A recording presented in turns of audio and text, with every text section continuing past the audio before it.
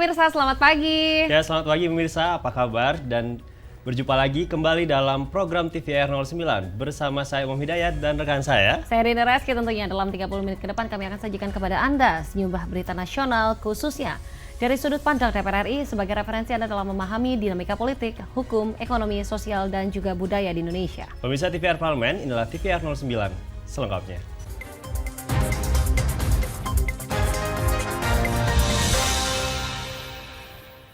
Pemirsa, kita awali pagi ini dengan berita terkait kontroversi pinjaman online untuk uang kuliah mahasiswa ITB. Komisi 10 DPR RI menilai pemerintah perlu menguatkan poin pinjaman dana pendidikan yang ada di dalam Undang-Undang Pendidikan Tinggi. Menanggapi kisruh pinjaman online uang kuliah di kampus ITB, Komisi 10 DPR RI menilai pemerintah perlu menguatkan poin pinjaman dana pendidikan yang ada di dalam Undang-Undang Pendidikan Tinggi. Anggota Komisi 10 DPR RI Ledia Hanifah Amaliyah meminta pemerintah untuk menjalankan amanat Undang-Undang Pendidikan Tinggi. Pasalnya, pinjaman pendidikan atau student loan sudah diatur dalam Undang-Undang Pendidikan. Regulasi itu mengatur bahwa dana pinjaman pendidikan tidak boleh diterapkan dengan bunga. Maka dari itu, perlu aturan turunan dari Undang-Undang Pendidikan Tinggi untuk memudahkan mahasiswa mendapatkan akses pinjaman uang kuliah. Kalau di dalam Undang-Undang tentang Pendidikan Tinggi di pasal 76 ayat 2 kalau saya tidak salah di huruf C kalau nggak salah, nanti bisa dilihat lagi, disebutkan bahwa boleh, jika ada mahasiswa tidak mampu, boleh diberikan skema pinjaman, tetapi tidak boleh berbunga dan dibayarkan setelah lulus atau sudah mendapatkan pekerjaan. Jadi itu clear sebenarnya di dalam undang-undangnya. Jadi skema apapun yang dibuat ya harusnya kembali ke undang-undang. Sementara anggota Komisi 10 DPR RI Putra Nababan menekankan pentingnya kehadiran negara untuk mengelola dana pinjaman pendidikan agar tidak membebani mahasiswa. Kita jangan ngomong rinci dulu, kita harus tanyakan kepada diri kita sendiri apakah negara berpihak kepada mereka. Kalau negara berpihak, pasti kita akan memberikan skema yang akan menguntungkan dia, tidak akan memberatkan dia, gitu loh.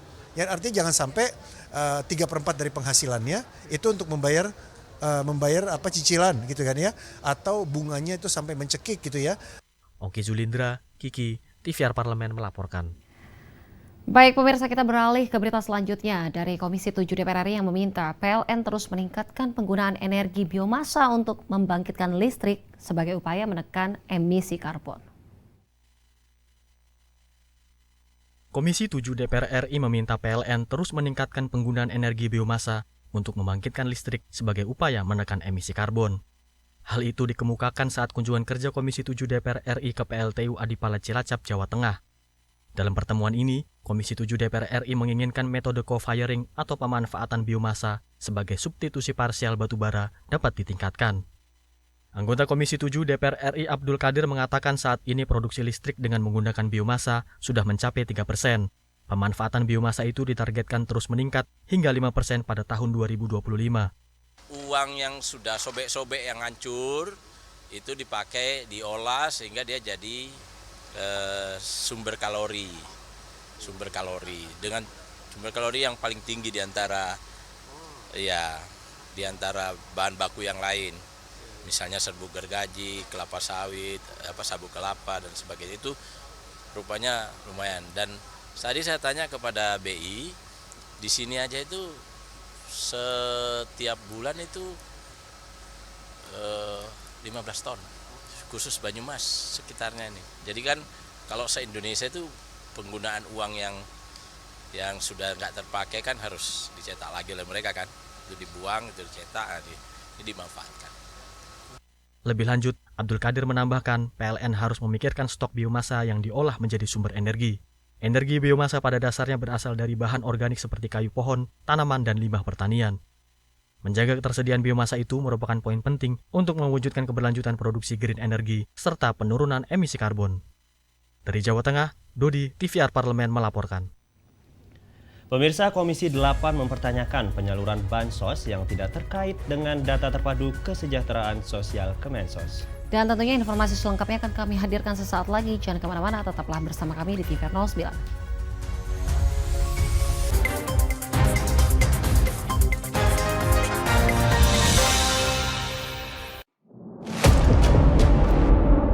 sini ditambang. Konflik yang terjadi, Warga sini tidak mengizinkan. masalah yang tersisihkan menjadi kesenjangan sosial. Ya namanya rakyat kecil gak bisa apa-apa, mau komplain juga gak didengar. Sebab apa? Itu menyangkut isi perut kami semua. Bagaimana memutus keterbatasan untuk didengar? Jadi kalau misalnya masyarakat sudah merasa tidak lagi ada yang memperjuangkan aspirasinya, maka masyarakat memang sangat berhak untuk meminta dewan yang mewakili mereka di parlemen. Kami menyusuri batas-batas peristiwa, mengurai berbagai polemik yang terjadi, meluruhkan suara-suara marginal, menjadi nyata dalam setiap aspirasi, melaksanakan tugasnya sebagai wakil rakyat. Saksikan Aksi Dewan setiap hari Senin dan Rabu pukul 10.30 waktu Indonesia Barat hanya di TVR Parlemen.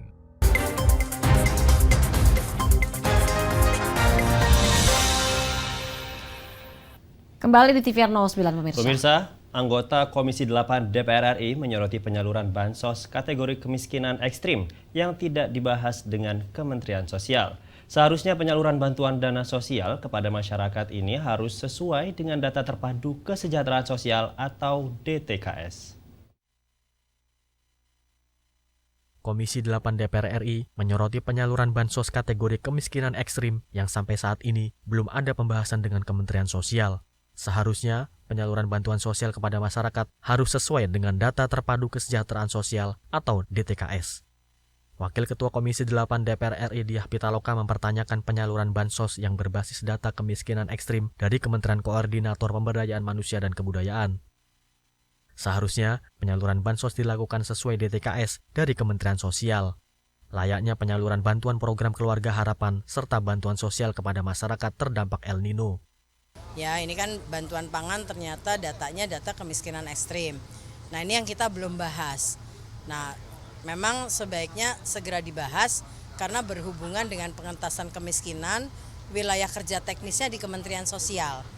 Nah, ini yang menurut saya menjadi bahan masukan juga dalam pertemuan di Bandung ini tentang adanya atau bahkan adanya lahirnya gitu ya kategori kemiskinan ekstrim di tengah masyarakat. Dan tentu kalau kita bicara penanganan gitu, apakah bisa dengan pola-pola penanganan kayak program PKH ataukah ini mungkin lebih dalam gitu atau bagaimana gitu.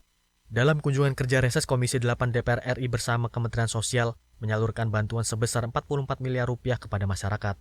Bantuan itu terdiri dari bantuan kebencanaan sebesar 2 miliar rupiah, program Keluarga Harapan sebesar 22 miliar rupiah, dan program sembako sebesar 18 miliar rupiah. Dari Bandung, Jawa Barat, Hilman Hidayat, TVR Parlemen melaporkan. Kita beralih ke Komisi 7 DPR RI. Pemirsa, di sini anggota Komisi 7 DPR RI mempertanyakan data rasio elektrifikasi nasional yang hampir mencapai 100%, padahal faktanya di lapangan menunjukkan masih banyak wilayah terpencil yang belum terpasang jaringan listrik. Anggota Komisi 7 DPR RI Bambang Hermanto mempertanyakan data rasio elektrifikasi nasional sebesar 99,79% dan rasio desa berlistrik sebesar 99,58%. Padahal, fakta di lapangan menunjukkan masih banyak wilayah terpencil yang belum terpasang jaringan listrik.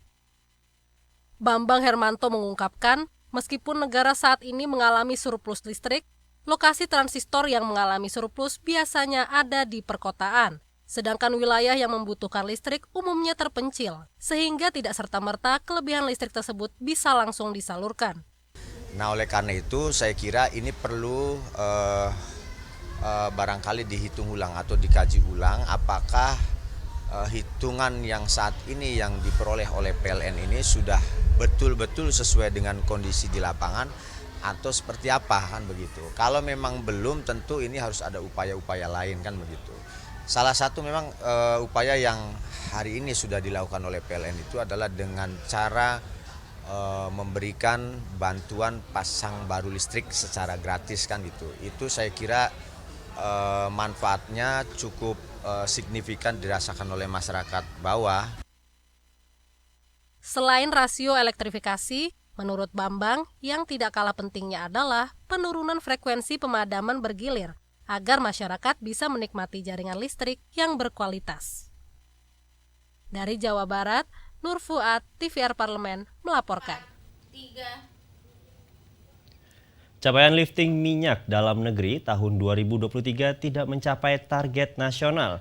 Komisi 7 DPR RI berharap penghasilan sektor migas dapat berkontribusi positif bagi pemenuhan devisa negara.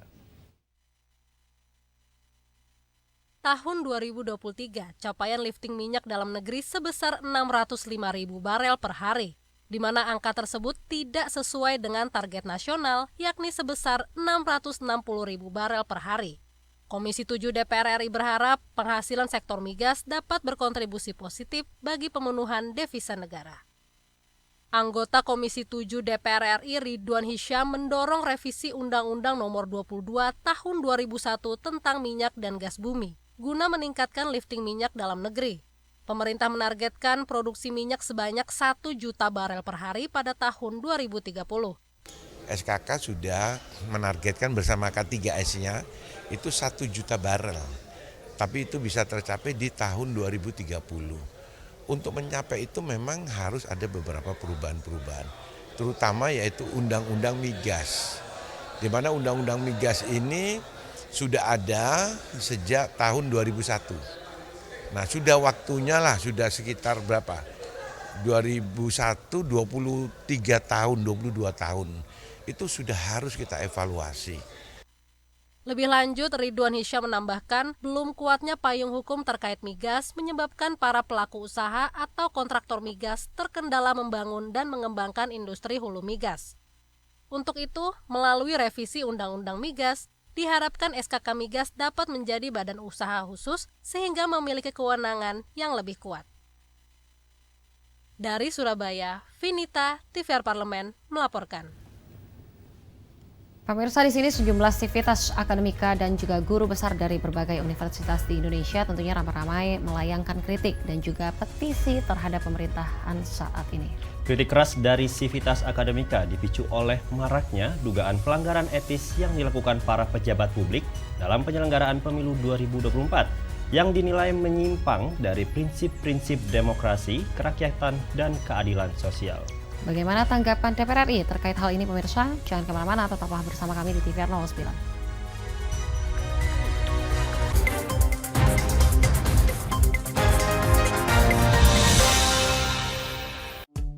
DPR RI memiliki fungsi diplomasi dalam menjalankan politik luar negeri sesuai dengan pasal 116 Undang-Undang MD3. Kontribusi aktif BKSAP DPR RI memainkan peranan penting dalam memenangkan persaingan global melalui IPU, IPA, IPPF, IPA, dan PUIK. BKSAP memiliki komitmen yang tinggi dalam krisis kemanusiaan dunia. Fungsi diplomasi dijalankan untuk mendukung upaya pemerintah dalam melaksanakan politik luar negeri.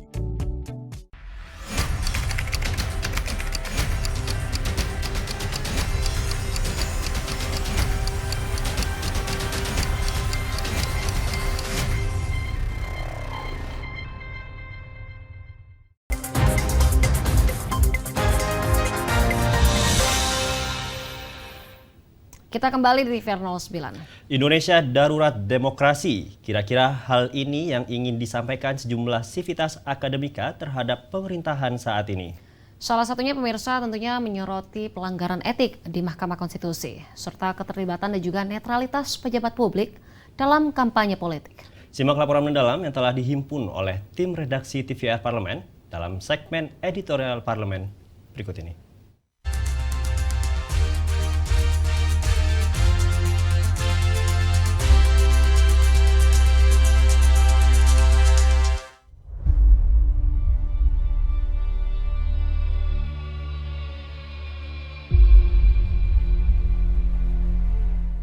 Sejumlah sivitas akademika dan guru besar dari berbagai universitas di Indonesia ramai-ramai melayangkan kritik dan petisi terhadap pemerintahan saat ini. Kritik itu diawali oleh guru besar dan sivitas akademika Universitas Gadjah Mada, yang kemudian dilakukan oleh sivitas akademika dari Universitas Islam Indonesia, Dewan Guru Besar Universitas Indonesia, Civitas Akademika Universitas Padjadjaran, dan puluhan universitas lainnya. Kritik keras dari Civitas Akademika dipicu oleh maraknya dugaan pelanggaran etis yang dilakukan para pejabat publik dalam penyelenggaraan pemilu 2024 yang dinilai menyimpang dari prinsip-prinsip demokrasi, kerakyatan, dan keadilan sosial. Salah satu kritik yakni petisi Bulak Sumur yang disampaikan Civitas Akademika Universitas Gadjah Mada. Di antaranya, menyoroti pelanggaran etik di Mahkamah Konstitusi serta keterlibatan dan netralitas pejabat publik dalam kampanye politik.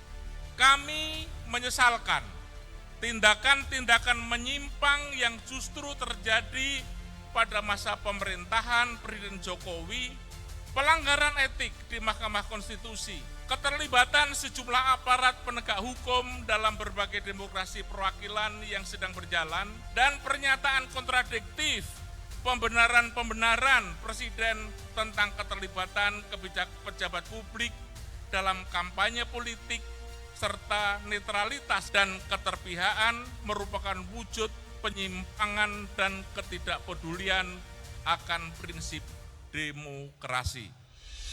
Komisi 2 DPR RI menyebut seluruh elemen masyarakat termasuk Civitas Akademika berhak menyampaikan pendapatnya, termasuk petisi yang akhir-akhir ini ramai dialamatkan kepada Presiden dan para pejabat publik. Hal itu merupakan koreksi publik terhadap penyelenggaraan pemilu, sehingga kritik dan saran yang konstruktif patut dijadikan evaluasi. Semua elemen masyarakat kan bisa saja menyampaikan pandangan dan pendapatnya. Dan itu adalah dijamin oleh undang-undang. Masukan saran ataupun peringatan yang disampaikan oleh para akademisi itu harus menjadi masukan yang sangat konstruktif. Petisi yang disampaikan oleh Civitas Akademika telah berlandaskan keilmuan yang telah dikaji secara mendalam. Gelombang protes dari kalangan akademisi merupakan peringatan bagi pejabat pemerintah untuk menjaga kualitas dan legitimasi pemilu serta menjaga nilai demokrasi berjalan netral dan adil. Nah, apa yang mereka temukan dalam kajian-kajian itu kemudian disampaikan, konteksnya bukan untuk mengarahkan masyarakat, tetapi masyarakat juga harus belajar. Sebenarnya tanpa ada case juga harusnya lebih banyak lagi orang-orang yang memberikan kritisi terhadap keseluruhannya. Kritik yang disampaikan Civitas Akademika merupakan hak warga negara untuk memberikan pendapat dan berekspresi dalam ruang publik yang wajar dilakukan. Negara memiliki kewajiban untuk memberikan ruang bagi masyarakat guna mengungkapkan aspirasi yang menjadi kekhawatiran dalam momen pemilu 2024. Namun, Civitas Akademika juga wajib menjaga nilai kebenaran, tidak partisan dengan kelompok politik, dan menjaga moral kampus agar tidak mereduksi kredibilitas universitas akibat posisi politik tertentu. Dalam penyelenggaraan pemilu 2024, negara dan pemerintah harus hadir sebagai fasilitator pelaksanaan demokrasi yang berintegritas, bermartabat, dan bersifat netral. Seluruh warga negara Indonesia diharapkan turut berpartisipasi aktif dalam kontestasi pemilu 2024 dengan memilih calon pemimpin negara berdasarkan keyakinan pribadi dan bukan atas dasar politik uang atau intimidasi.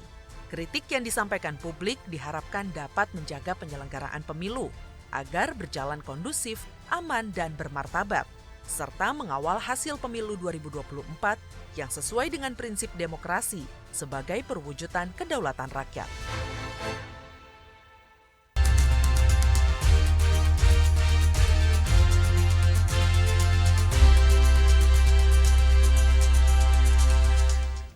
Sebentar lagi libur akhir pekan nih pemirsa. Kira-kira Rini mau kemana akhir pekan ini? Tentunya banyak ya Mam, rencana-rencana di besok masih ada Jumat tapi masih kerja. Sabtu, Minggu baru ya. Nah tentunya kalau misalnya kita mau berlibur banyak pilihan. Wisata air pemirsa tentunya asik ya. Umam kira-kira punya nggak nih rekomendasi wisata air yang dekat dari Jakarta nggak jauh-jauh? Wah, pas banget nih Rini. Intips kali ini akan memberikan rekomendasi lokasi liburan wisata air yang bisa dijadikan rekomendasi buat berlibur bersama teman, pasangan, keluarga, dan tentunya masih dekat dari Jakarta nih Rin. Penasaran pemirsa? Jangan kemana-mana, tetaplah di TVR 09.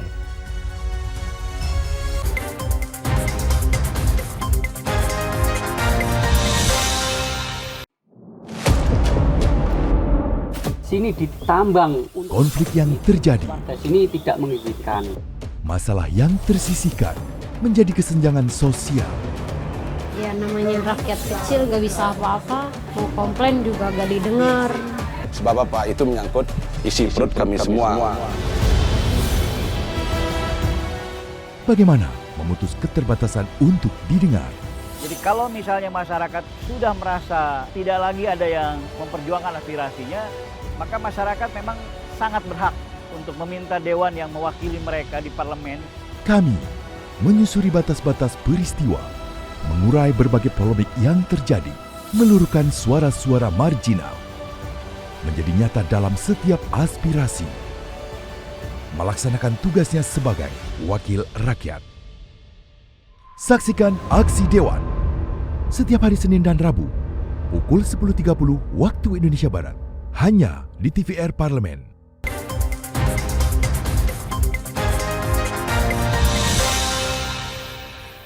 Jadi tadi Umam bilang wisata air tapi nggak jauh dari Jakarta. Kalau misalnya saya tebak Ancol, bukan? Wah, salah Rini. Ah. Nah, di sini kita harus coba ini wisata ke Kepulauan Seribu. Dengan pesona air laut yang berwarna hijau nih Rini, dan terkadang hijau toska, nggak kalah cantik dengan yang ada di Bali dan jaraknya nggak terlalu jauh dari Jakarta. Dan kebetulan kemarin saya habis ke sana nih Rin. Barusan Umam ke sana Iya, kemarin? betul. Oke, tentunya seru ya pemirsa. Jadi penasaran kan pastinya. Pemirsa juga penasaran, saya juga penasaran. Mari kita saksikan sepotong surga di Kepulauan Seribu pada segmen Intips, informasi dan tips berikut ini.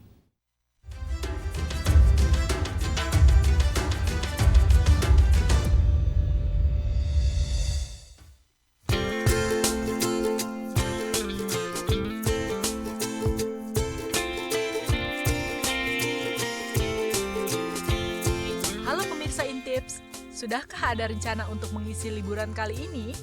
Jika pemirsa Intips mencari inspirasi liburan yang seru dan bebas polusi, inilah jawabannya. Kali ini, Intips akan menyajikan secuil keindahan di Pulau Seribu. Intips akan mengajak pemirsa menikmati 4 pulau sekaligus di Kepulauan Seribu. Ikuti terus ya guys, let's go!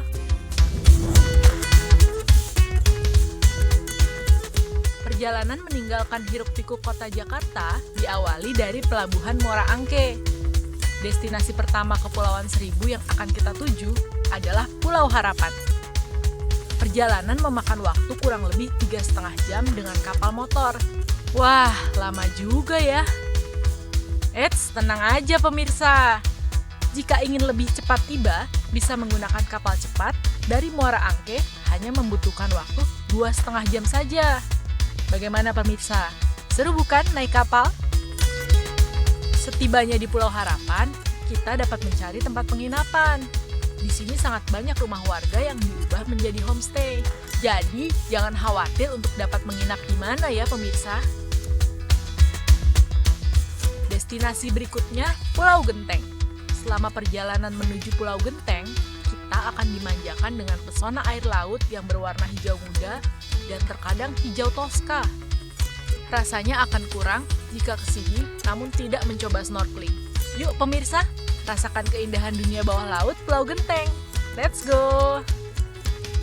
Wah, indah sekali ya pemirsa. Di bawah permukaan air laut, kita bisa menjumpai berbagai jenis ikan dan terumbu karang yang eksotis. Selain kehidupan bawah laut yang memukau, kali ini kita akan dimanjakan dengan cantiknya Pulau Dolphin. Pulau Dolphin menawarkan keindahan alam yang mempesona dengan hamparan pasir putih, air laut yang jernih, dan udara yang asri. Selain pesona alamnya, Pulau Dolphin menawarkan permainan air yang siap memicu adrenalin para pengunjung. Terdapat beberapa permainan air yang dapat kita coba sendiri maupun bersama-sama. Jika ingin merasakan keseruan bersama, maka cocok sekali mencoba banana boat. Perahu karet yang berbentuk pisang ini dapat ditumpangi oleh 4 hingga 6 orang. Banana boat ditarik oleh speedboat berkecepatan tinggi dapat melakukan putaran tajam di tengah laut. Cukup memicu adrenalin penumpang ya. Tapi tenang aja pemirsa, untuk keamanan sudah dipastikan aman. Karena sebelum naik, kita diharuskan menggunakan jaket pelampung. Tidak hanya banana boat saja loh, di sini juga ada rolling donut. Water sport yang mirip dengan banana boat, hanya saja bentuknya seperti donat. Rolling donut di Pulau Dolphin ini berukuran besar dan dapat ditumpangi hingga 5 orang. Seru bukan? Namun rasanya kurang lengkap deh kalau tidak mengenalkan permainan air yang paling menguji adrenalin kita, yaitu jet ski. Tapi perlu hati-hati ya pemirsa jika menaiki permainan ekstrim yang satu ini. Pasti seru juga nih kalau kita bisa camping di sini. Pengunjung boleh melakukan camping ceria di tepi pantai Pulau Dolphin. Kegiatan berkemah sudah pasti akan seru karena ditemani dengan keindahan laut dengan udara yang segar. Oh iya, jangan lupa pemirsa untuk mengabadikan momen seru dan keindahan Pulau Dolphin ini ya. Pulau selanjutnya yang tidak kalah cantik dan asri yaitu Pulau Bulat. Keunikan dari pulau ini terdapat tembok pemecah ombak yang bentuknya menyerupai dengan gerbang yang berdiri di perairan dangkal. Saat memasuki Pulau Bulat, kita bisa melihat bangunan villa yang sudah tidak digunakan. Bangunan kuno itu menjadi salah satu daya tarik pengunjung untuk berfoto estetik. Nah, itu dia sekilas tentang secuil keindahan Pulau Seribu. Bagaimana pemirsa?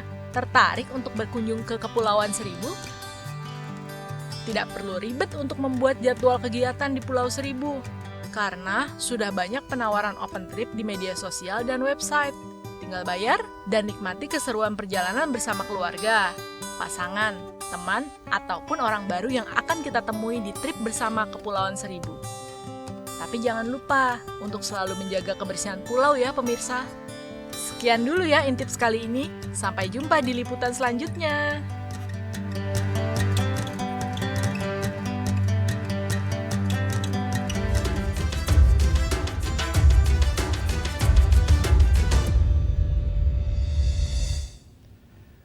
Nah, Rin, tertarik nggak untuk ke sana? Tertarik, Umam. Tetapi karena besok ini Sabtu, Minggu saya ada planning lain liburannya. Dan Pulau Seribu ini kayaknya menjadi salah satu list liburan saya berikutnya. Nah, pemirsa, saya mau tanya nih sama Umam.